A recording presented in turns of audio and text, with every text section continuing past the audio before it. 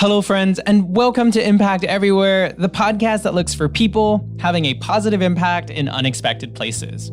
Our guest today is Levi, Save the World, Hildebrand, and he is a YouTuber with over 9 million views where he focuses on starting conversations around different environmental issues, but he does it in an entertaining way.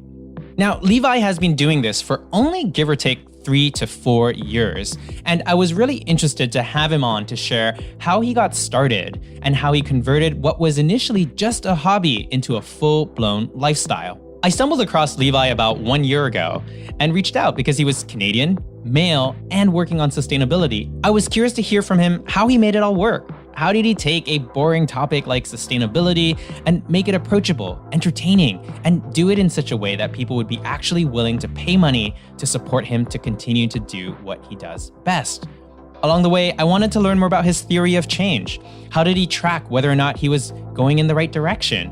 How does he draw the line between being a creator and including his life in order to make his content more approachable? And so much more. Anyways, I had a conversation with Levi for just under an hour, and I've just asked him when he realized that YouTube was a place where he could really make a difference. YouTube is a weird space, I think, and when it started to hit rubber to the road, as they say, for me, was when I woke up to a flood of notifications in my YouTube studio inbox, and overnight, somebody had shared a video that I had made about Patagonia on a subreddit. And within 2 weeks of that day, I went from 2,000 subscribers to over 20,000 subscribers. That was the very obvious landmark moment of, oh my gosh, look, somebody has resonated with my content and they've resonated so much that they've shared it. And then beyond that, hundreds of thousands of other people have also resonated and watched it. And that had never happened to anything that I had made before. And so that was really profound for me. And then almost immediately after that, I was like, oh my God, I got to make another video about Patagonia. And did you make a video about Patagonia? I actually went on to create a follow-up video about Arc'teryx in very much the exact same way. So for those of you who are listening who don't know my content, I create educational environmental content. And one of the ways that I've strategically positioned my channel is to appeal to people who are not necessarily already a part of the climate change conversation. So Patagonia, for me, is a searchable term. It's a consumable product that people are very familiar with. And so I understood that if people were looking for a new jacket, they would Google, why is Patagonia so expensive? And so I made that the title of my video. No indication of environmental aspects, no mention of their sustainability practices. And throughout that piece, I illustrate for probably half of it why their products are higher quality, why they pay their staff living wages. And then I slowly, gradually work into the sustainability practices that they uphold. So it's like a message baked into a sort of explainer video. And yeah, it did really well. It succeeded in getting all the views and hopefully throughout that subconsciously planting a seed of environmental awareness into those of the people who watched it. So yes, I created a follow-up video. The follow-up video was about Arc'teryx and why Arc'teryx is so expensive. That video outperformed the Patagonia video by about order of magnitude. It has 4 times the amount of views that the Patagonia video does.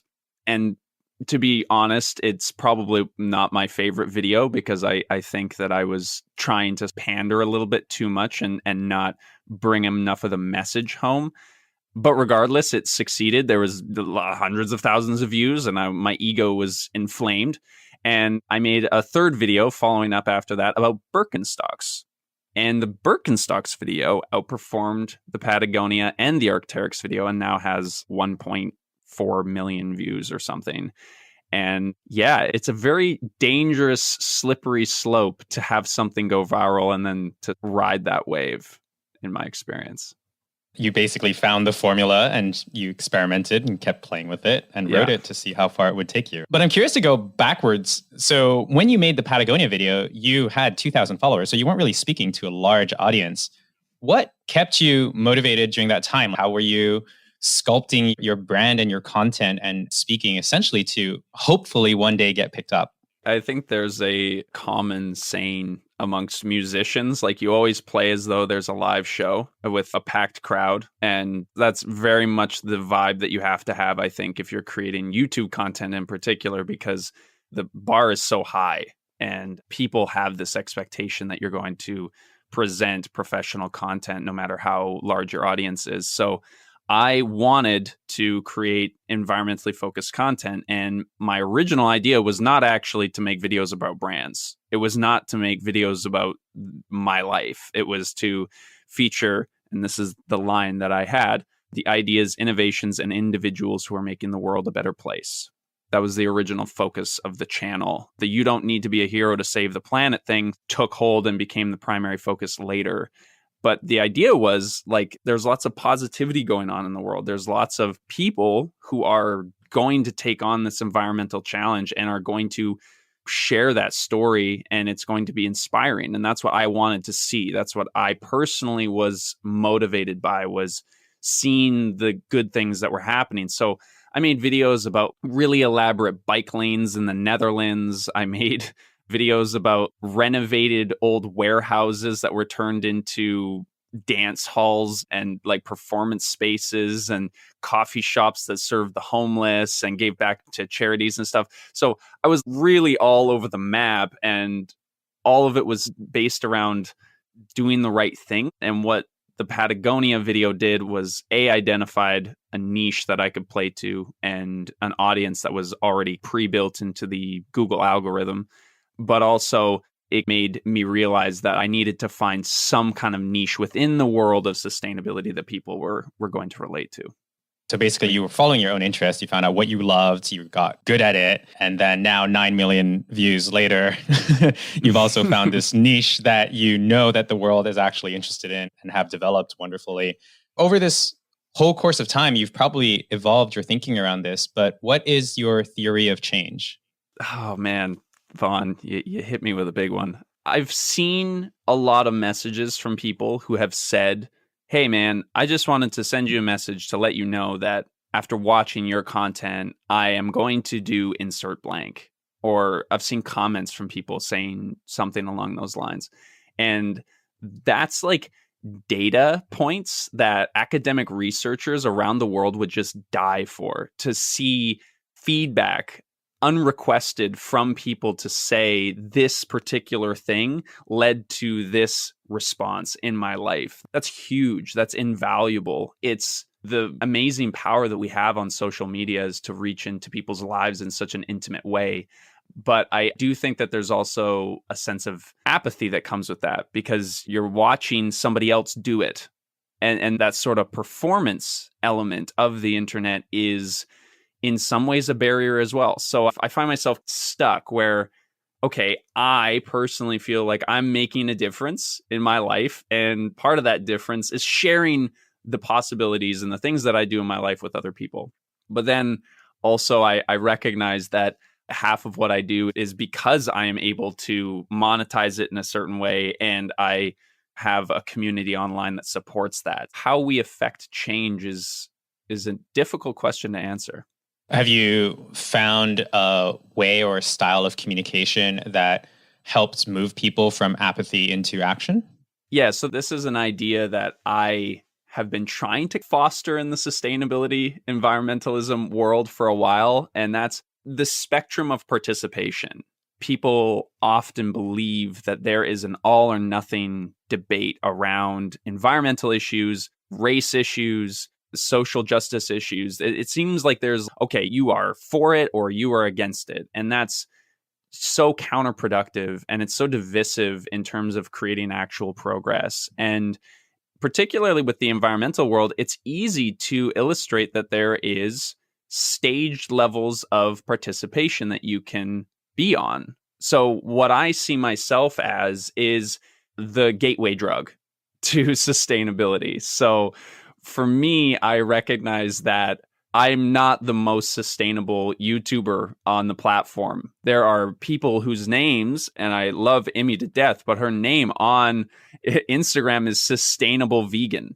So like, you don't have a second to process what she's about. She's just told you right off the bat, this is what I do. This is how I eat and this is how I live. And I didn't want that to be a barrier for people. If somebody meets me at a party, I want them to get all the way to, wow, I freaking like this guy. He's super fun. I want to be this guy's friend. And then as they get to know me, they realize that I have these values that are, maybe different than what they have. And they can then more easily take that in and potentially adopt it in their own lives because they've seen and established trust with me as an individual. In my work, I've always thought that curiosity was that entry point. In your case, it feels almost like a human connection or rapport that you try to build through the medium of a YouTube video or any video, really, which is really hard to do. What is it that you think allows someone to build trust with somebody they've never met before? I think trust is formulated through consistency. If you see a person on the street more than one or two times, your brain automatically goes, wait, who's that? And like, why are they here? And what do they have to think about things? And YouTube has a recommendation system and an algorithm that sort of fosters that. But I think that it all starts out of curiosity. So for you, your work is very much driven on like the, what is that kind of mentality? And while I'm not elaborately setting up enormous photo shoots with thousands of computers or plastic bottles, I'm creating an opportunity for people to be curious about a particular brand or a particular strategy that I might have. So, for example, a video that I'm working on about my coffee routine, where you have a coffee routine, even if it's not drinking coffee. And I do, and everybody else does. And that's one great place to tap into familiarity and to build that trust. So if they go, oh my gosh, interesting, I've never thought of doing it that way, that's one moment where they related their own life to your own life. And that's the power of a YouTube video in general. Is I've been very cautious about sharing my personal life online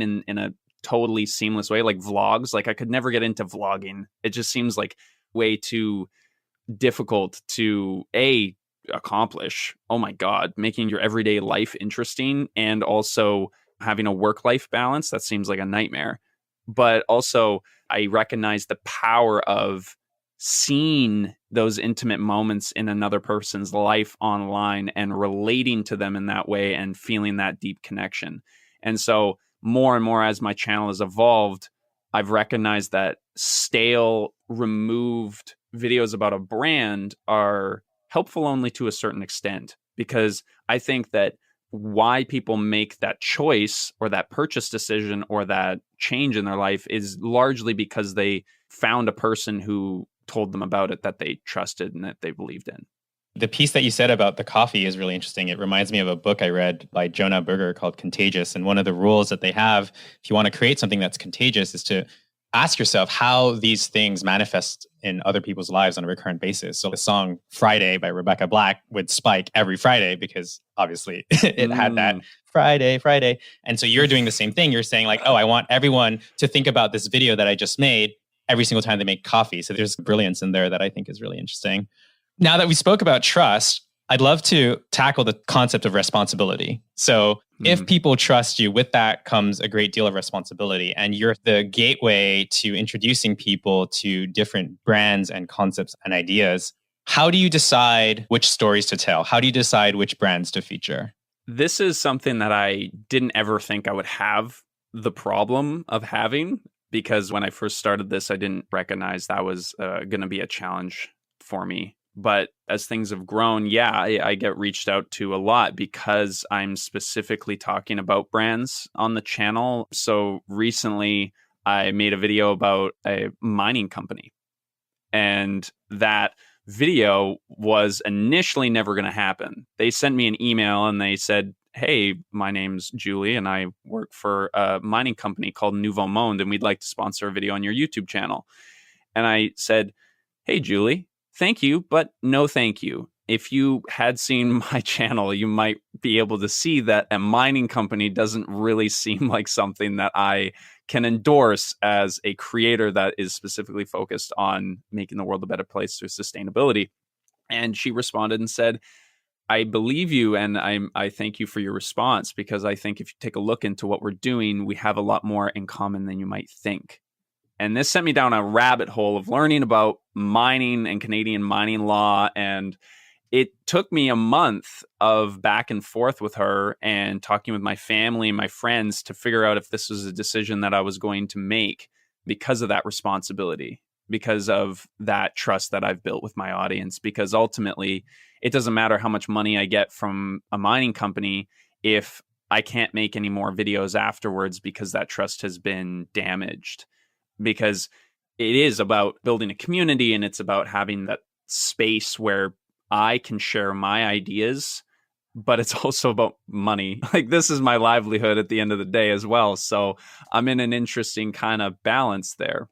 So to make a long story short, I took the deal and I made the video about the mining company, and I called the video, "This video is sponsored by an open pit mine." I did that specifically because of that trust aspect. I knew that if I made a video, which this was their recommendation, they said, "We'd like you to make a video about electric cars.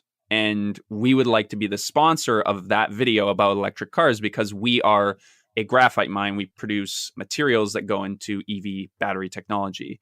For me, I knew that from an audience standpoint, this would have felt like a bit of a punch out of nowhere. Because here we are learning about this car, and then suddenly Levi's endorsing this mining company. There's way too much context to explain when it's a 60-second bit in the middle of a 15-minute long video. So I thought by really putting the nail on the head and just calling it what it is right off the top, not only would that produce incredible transparency on what it is, but I think that's a ultimately way more interesting video to click on. Like, why are EVs good for the environment versus this video is sponsored by an open pit mine? That's interesting. And the video is not the best performing on my channel, but they were incredibly happy with the performance of the video because of the engagement that happened on it. So the comments, because of the way that I framed it, were incredibly positive overall. And people's recognition of the risk that I took as a creator to try to partner with an open pit mine was actually turned out to be very positive, where this could have been very negative. And I think it's that framing and it's that honoring of that relationship and that trust that allowed me to do it in the first place. Yeah, I personally was so confused by that video when I first saw the title that I had to watch it. And I was pleasantly surprised. And I was like, wow, this is really brave. Because back to this topic of spectrum of environmentalism, I think that there's so much morality that comes into this argument that people tend to simplify everything into black and white. It's mining terrible, environmental cars good. And it's so simplistic. And so when I saw that, I was actually like, oh, this is a really courageous move. This is hard to do. And of course, you did your homework to go in and understand and made a judgment call and invited people along with you. But I'm sure that you also got a fair amount of criticism. And we all know that criticism sticks a lot more than the positive comments. So how did you deal with the negative comments that came in? What is that like and how do you handle it?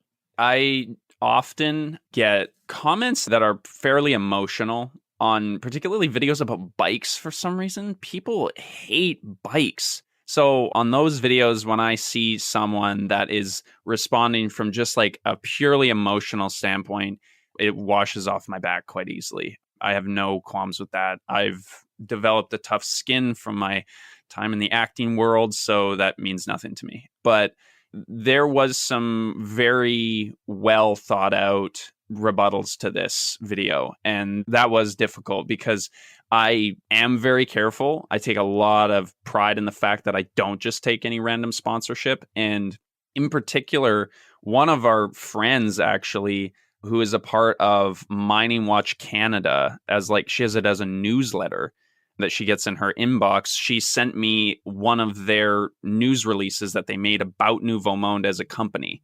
And in that piece, they basically have a takedown for every single one of their claims.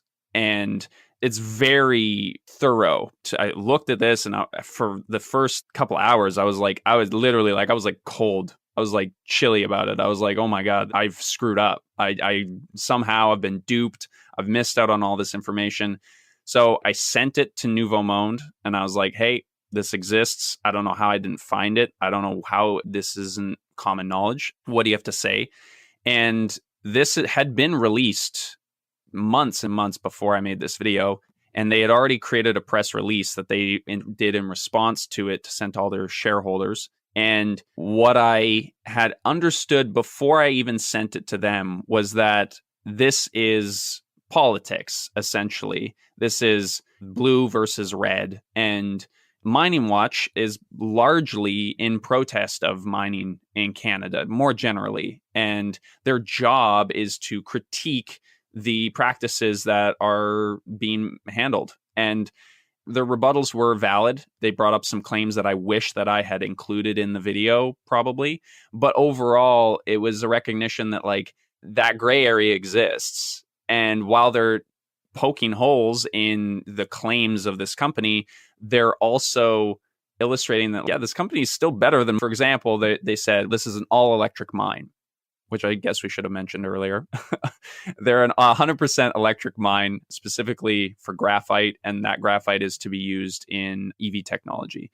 And in this news release, they pointed out that in the fine print of some document that they have to legally release that I didn't read, that is by year 5, given financial viability.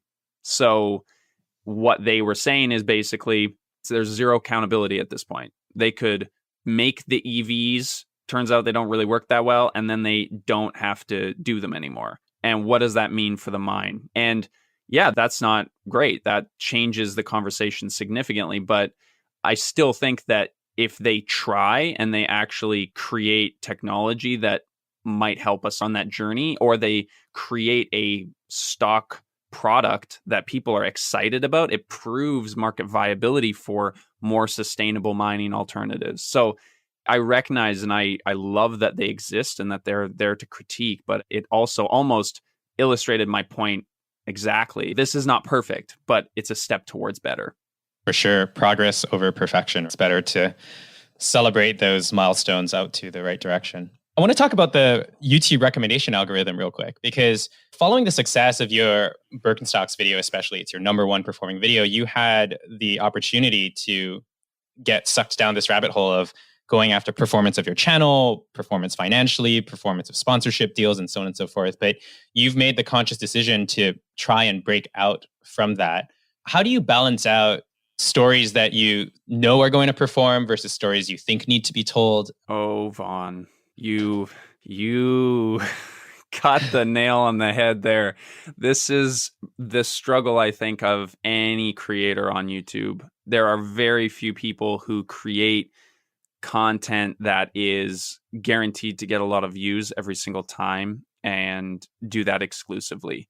And that is because usually that content is not evergreen. Very few exceptions, I think, are like tech reviewers, van lifers, and early days of the vlogging days. Usually, if you create content, there's a certain niche that you can occupy that does really well. And then there's the rest of your content, which is probably the other 80 or to 50%. And for me, I was pushed into that pigeonhole. Like when that Patagonia video blew up, it dictated the future of my channel by and large up until today, because even right now, I know, for example, one of my more recent videos was, why is Lululemon so popular? And the thumbnail was, is it worth the hype, with the arrow that points to the Lululemon? And that video is performing twice as well as the other content that I've put out recently.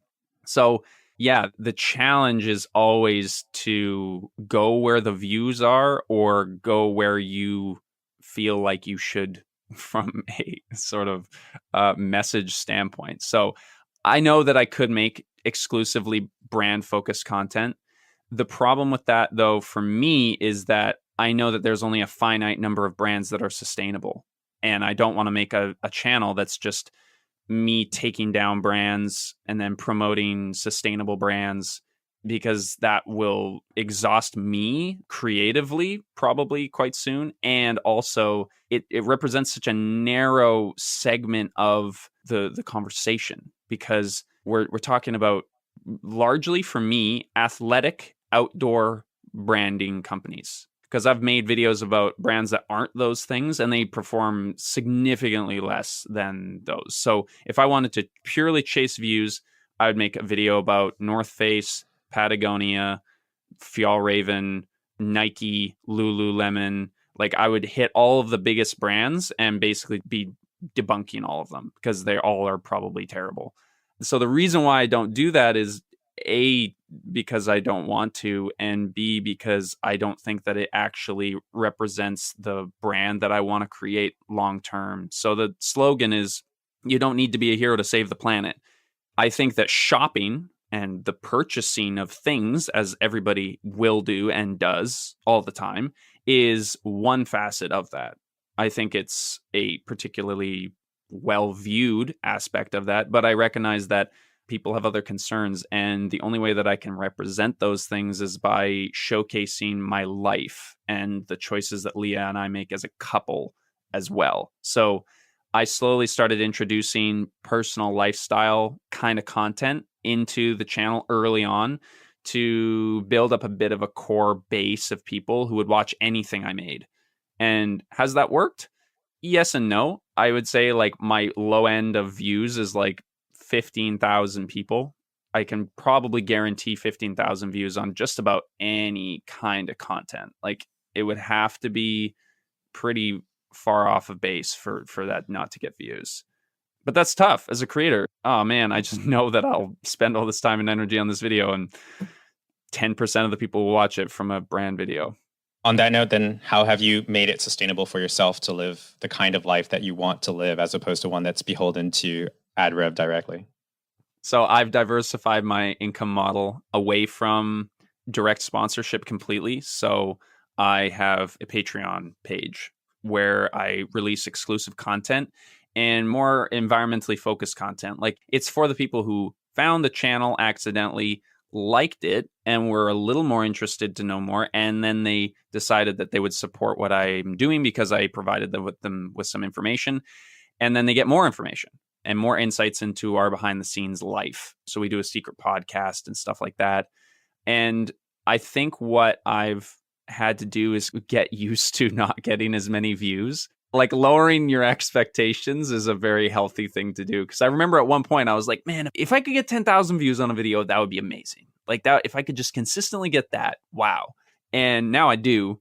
And I'm always disappointed when a video doesn't get 20,000 views. So just like recognizing that's maybe an okay thing, and understand that communication method is working for that chunk of people, and using brand videos as a recruitment tool to get more new users to the channel to potentially get them interested in new content I'm putting out. So it's a balance. It's tough. I don't know if it's refined science, but yeah. Nice. I like that you're changing your metric of success from views to how many people are showing up over and over again, how many people are genuinely interested. I think you're starting to measure your success by the relationships that you're building, as opposed to the number of people who just cruise by, say hello, and zip on to the next thing. So I think there's something to be said about that, is also mirrored in how we choose to live our lives. One of the things that I really like about your channel is that you are a member of 1% for the Planet. And I don't really know any other YouTuber, or very few content creators that are part of that. Tell me about how you came about 1% for the Planet, what it is, and why you decided to do it. Yeah. The 1% for the Planet is a nonprofit society that was founded by Yvon Chouinard and one of his business friends. Basically encourage philanthropy towards the planet. Globally, only 2% of all philanthropy goes towards environmental organizations. And this was Yvon Chouinard, who's the founder of Patagonia. It was his effort to basically create a voluntary tax. This was an earth tax, essentially, for people who operate their business. The idea being that your business relies on the planet.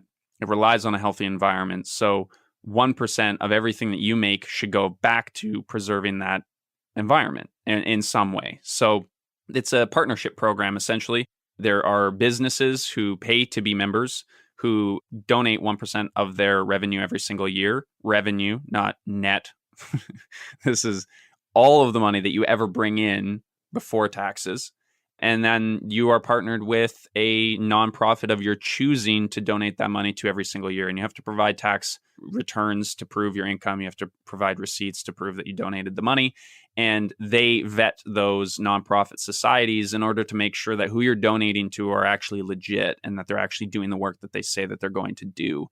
And I found 1% for the Planet through these videos researching about Patagonia. I was like, realizing that there was these sort of certifications that brands could get that validate their choices to be more sustainable. And I went to a 1% for the Planet conference in Portland before the world crumbled down around us due to COVID-19. And there I saw a representation of the community that is 1% for the Planet. And it's very vibrant. Like, I think if you're a part of 1% for the Planet, you've recognized that you have to, be conscious and thoughtful as a brand, and you probably have some kind of branding cognizant gene in your company, in your organization, like Stasher, which is like a silicone plastic bag alternative company, is a part of them. Clean Canteen, reusable bottles. Patagonia, Sunski sunglasses, and everything down to like doctors' offices, lawyers, barber shops. Like, there's tons of companies that are recognizing that this is a decent value add from like a branding standpoint, but also like the right thing to do. So I was at this conference, a person with a business talking about other businesses who are 1% for the Planet. And I was like, I should probably just become a 1% member. And yeah, so I signed up that day and I've been a member for 2 years now. And it's extremely easy. Like, I think unless you run a grocery store, which has like razor slim profit margins or something, 1%'s easy.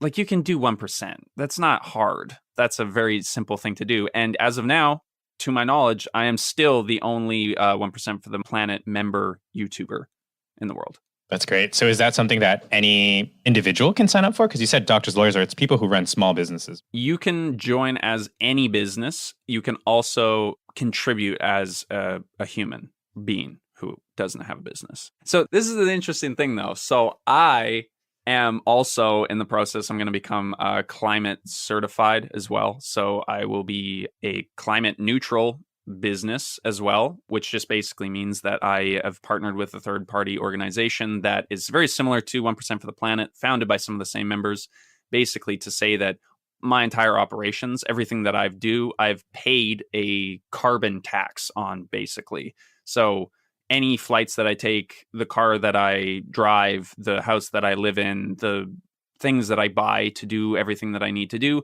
I've written off from a carbon standpoint through carbon offsets, which can be controversial, but in general, it's the same idea. So I'm doing both of those things. I'm considering becoming a registered B corporation as well, which is a misnomer because like B corporations are there to ensure that your supply chains and your employee structure and your governance practices and everything are all in line. And it's me.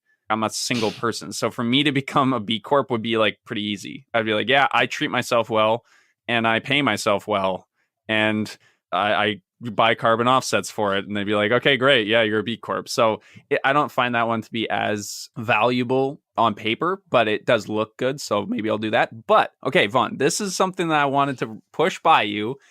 And I'm very curious to hear what you think. So in 2021, I am going to do something with my AdSense revenue.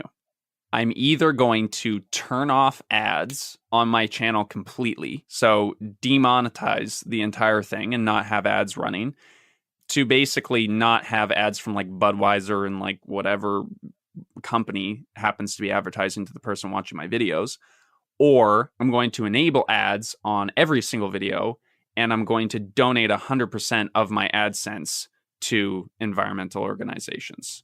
And I can't figure out which is the better move. So I'll provide some more things to think about.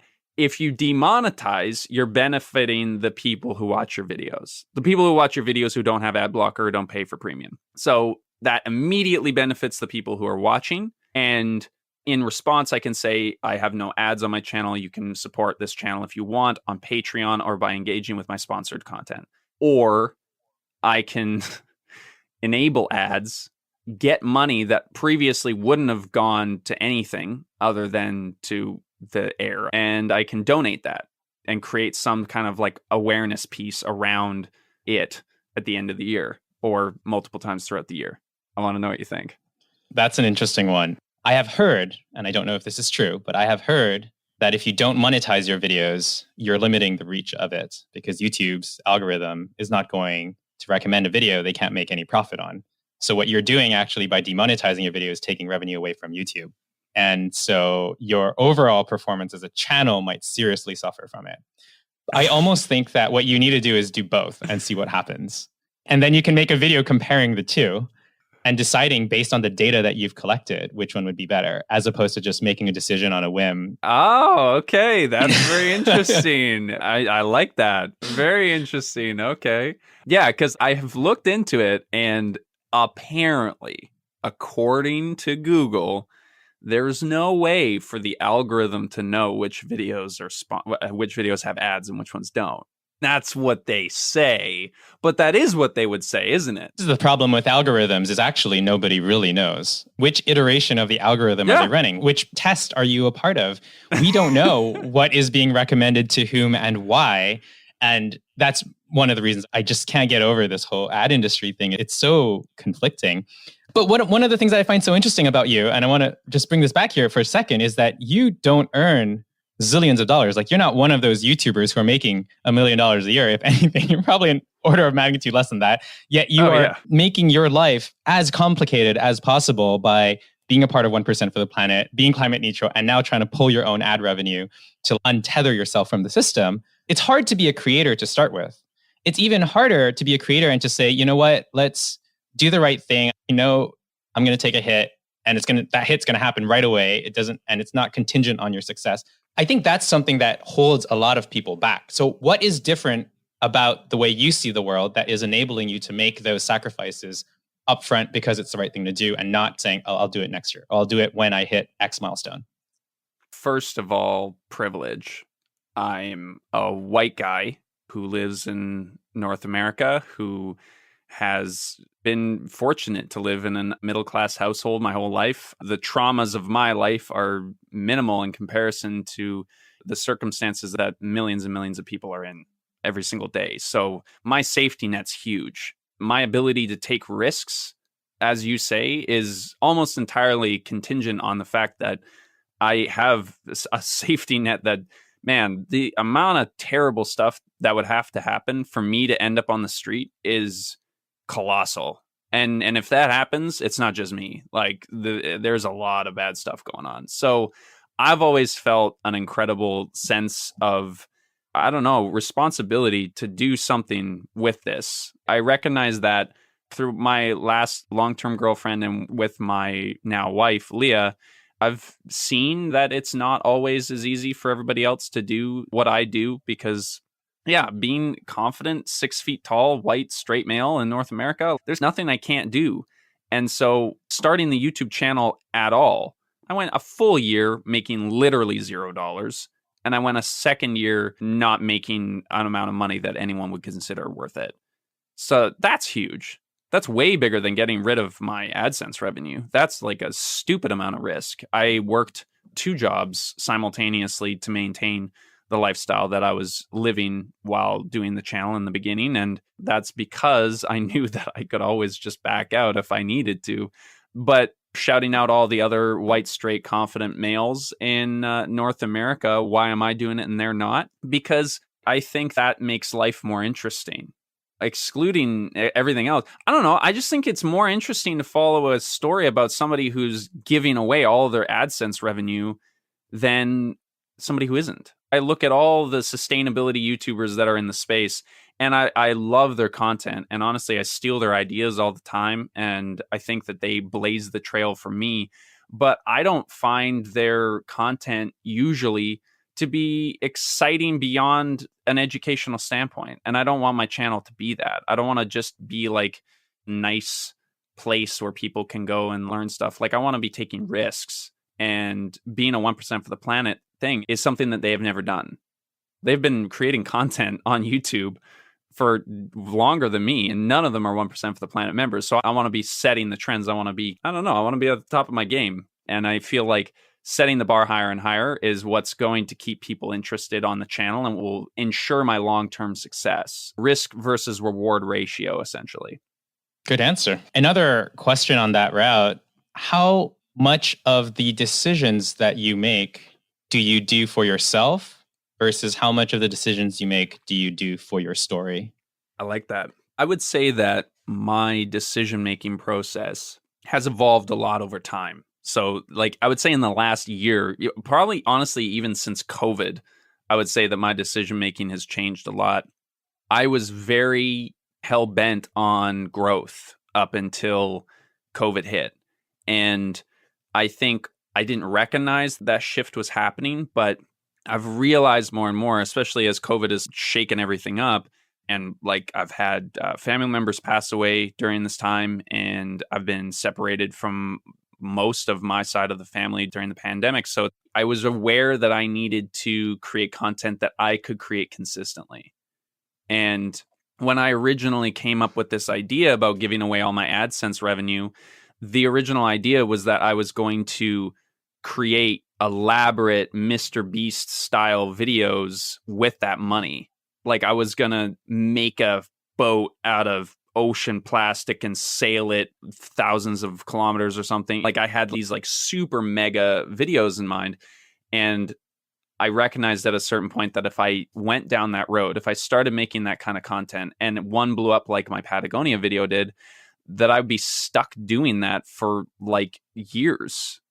And I can't do that. I want to have kids at some point with Leah. I want to be able to spend a whole month with my family when I need to. I want to be able to leave and go home when they need me to be there. My interest in growth and becoming super famous has lessened significantly. And my interest in being able to create a community that works for not only my lifestyle, but also for the people who watch is definitely taken a bigger priority in the last 6 to 8 months. Interesting. No, that's nice. I like how you've finally brought sustainability into your own life from a lifestyle perspective, because that same growth that a company will pursue in order to get more sales is the same kind of a growth that a content creator usually aspires for, to get more views, to get more followers, to get more revenue. Then you've just taken a step back and been like, actually, let's figure out how to make... How old do I sound when I say that? You sound very responsible. I know. I'm like, oh, yes, make the conservative choice in order to preserve long-term growth.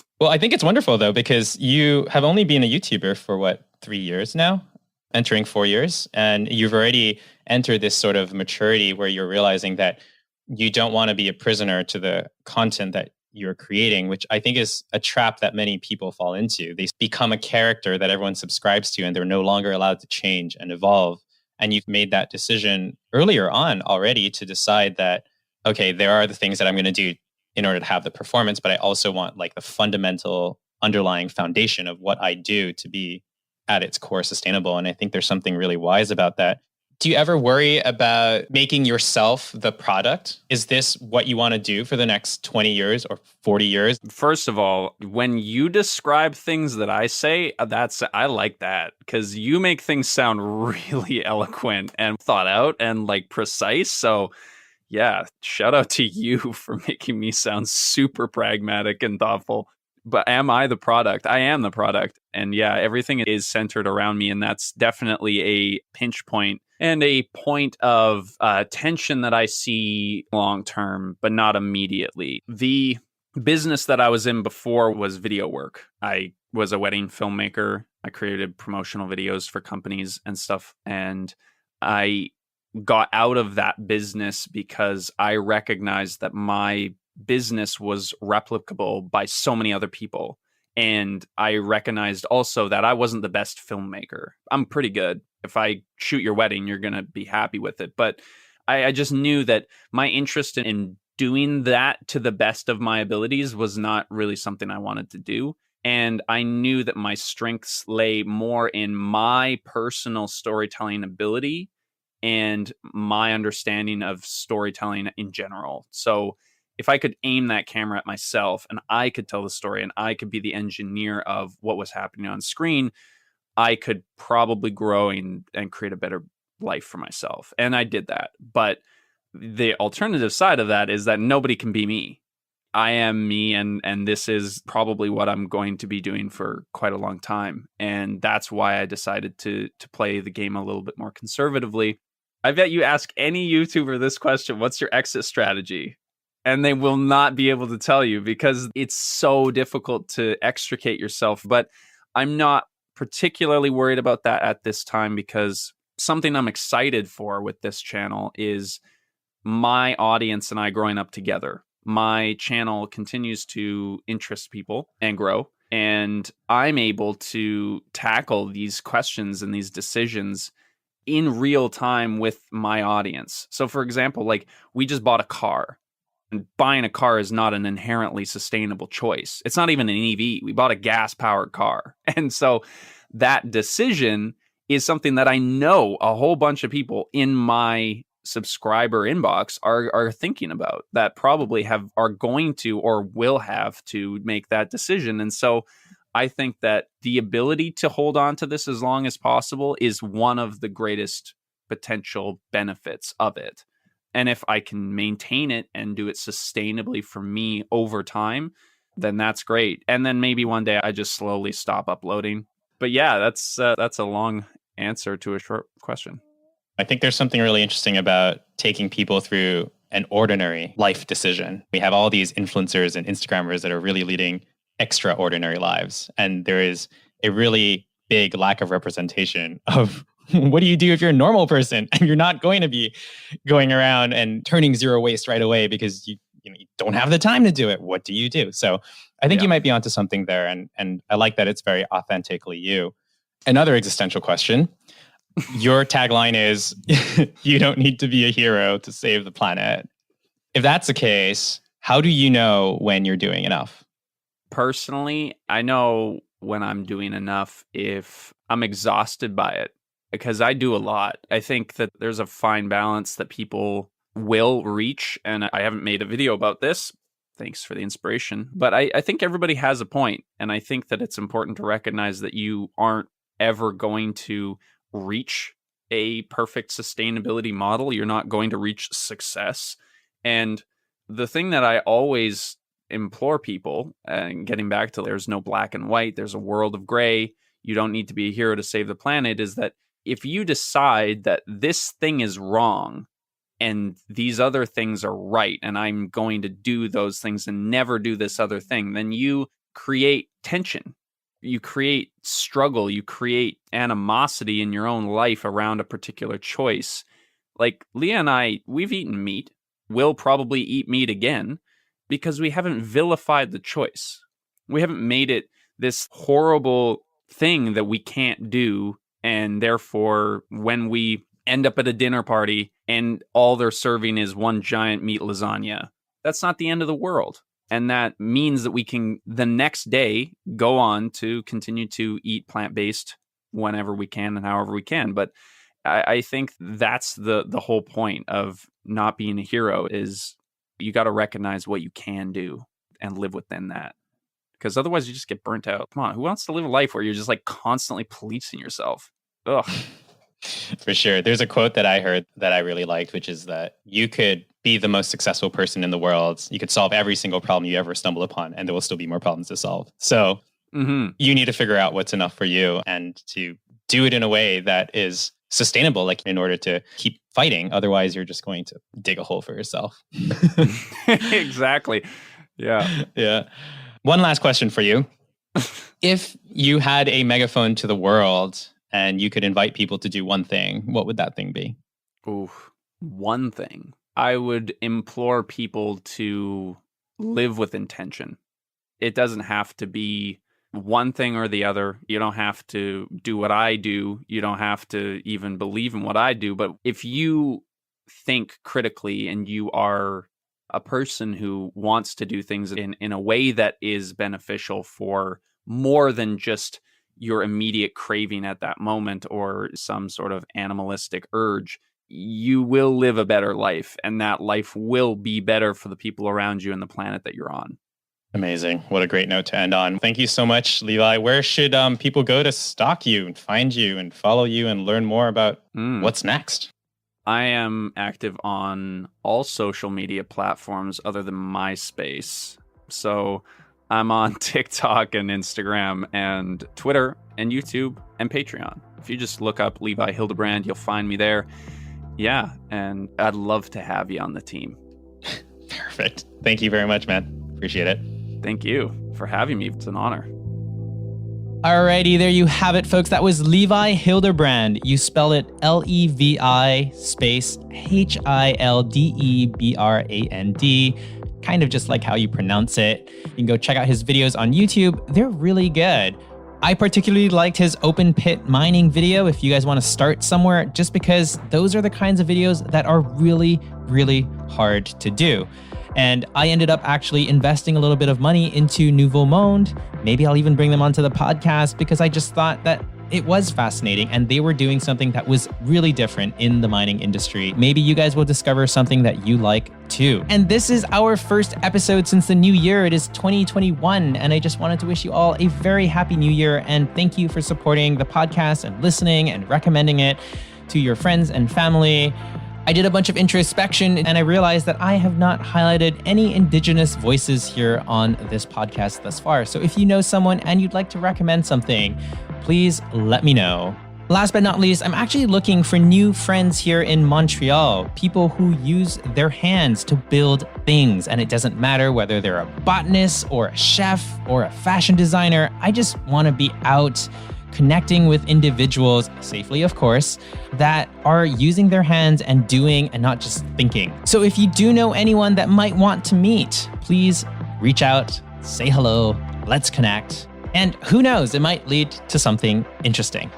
Anyways, y'all, that is it. We'll see you again next week. If you like what you're hearing, please leave a review. It really helps us, especially on Apple Podcasts. They sort of have a monopoly, as most things Apple do. And every single written review really helps and really makes a difference.